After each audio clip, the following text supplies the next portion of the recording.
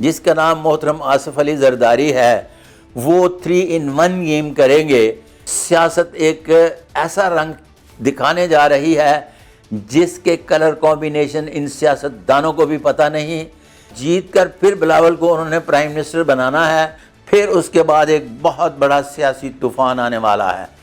یہاں وہ prime minister بنانے میں کامیاب ہو جائیں گے، ہمارے مالکوں کے ہاتھ پر بھی ڈبل راجہ یوگ، جناب عمران خان صاحب کے ہاتھ پر ڈبل راجہ یوگ۔ اب دیکھنا یہ ہے کہ مقدر کی دیوی، جسے سن لائن اور لاک لائن کا کمبینیشن بنے گا، اقتدار ملے گا، نئی نئی شخصیات مارز وجود میں آئیں گی۔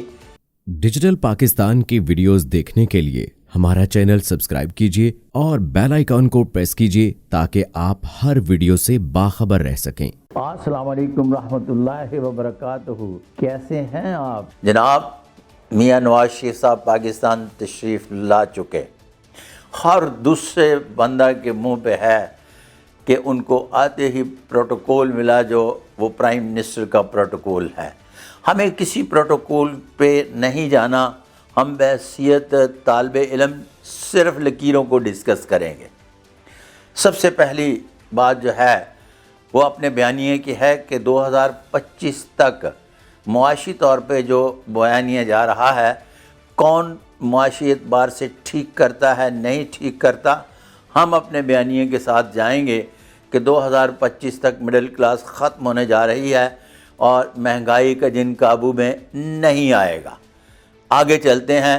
دوسرا بیانیہ ہے 2018 سے 2024 کے درمیان تک، 2024 پلس کے درمیان تک جب بات کر رہے ہیں تو وہ پہلے پرائم منسٹر تک گیا، مکمل ہوا الحمدللہ۔ اب اگلے پرائم منسٹر کون آئیں گے؟ بات یہ ہے کہ میرا بیانیہ جو ہے وہ ذرا تھوڑا سا ہٹ کے ہے کہ 24 پلس کے اوپر جب انوار الحق کاکڑ صاحب کے مقدر کی لکیر جاتی ہے تو یکدم ٹک، پھر اس کے بعد ایک بہت بڑا سیاسی طوفان آنے والا ہے۔ یہاں میں ایک بات آپ کو عرض کرتا چلوں کہ معتبر، انتہائی معتبر آصف علی زرداری صاحب کے ہاتھ پر سنگل راجہ یوگ، انتہائی محترم جناب میاں نواز شریف صاحب کے ہاتھ پر ڈبل راجہ یوگ، پھر اس کے بعد انتہائی محترم جناب عمران خان صاحب کے ہاتھ پر ڈبل راجہ یوگ، پھر اس کے بعد ہمارے مالکوں کے ہاتھ پر بھی ڈبل راجہ یوگ۔ اب بات یہ ہے کہ جو میدان میں کھلاڑی کھیل رہے ہیں ان سب کے ہاتھ پر راجہ یوگ پایا جاتا ہے۔ اب دیکھنا یہ ہے کہ مقدر کی دیوی، جسے سن لائن اور لاک لائن کا کمبینیشن بنے گا، اقتدار ملے گا۔ تو میں اپنے بیانیوں کو جو ساتھ لے کر چل رہا ہوں اس میں یہ ہے کہ 24 پلس تک تو انوار الحق کاکڑ کا دور چل رہا ہے، اور پھر اس کے بعد کن کے ہاتھ پر یہ کمبینیشن بنتا ہے، اس لیے کہ یہ دلی ابھی دور است اور میرے تھوڑے کہے کو بہتا جان لیجئے گا، اس لیے کہ سیاست اپنا چلن بدل رہی ہے، چال ڈھال بدل رہی ہے، اس کے سمائیں چینج ہو رہے ہیں۔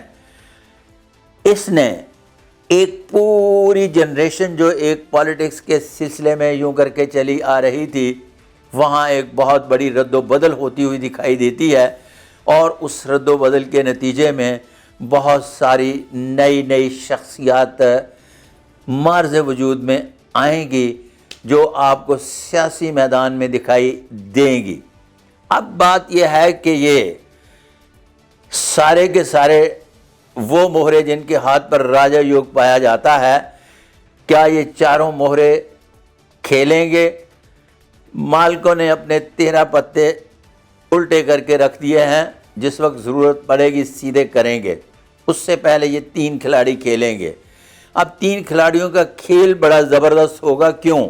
اس لیے کہ ایک کھلاڑی جس کا نام محترم آصف علی زرداری ہے وہ 3 in 1 گیم کریں گے، اس لیے کہ انہیں ایک سیکٹر نہیں 3 سیکٹر چاہیے جیتنے کے لیے، اور جیت کر پھر بلاول کو انہوں نے پرائم منسٹر بنانا ہے، اور بلاول کے ہاتھ پر کیا راجہ یوگ پایا جاتا ہے؟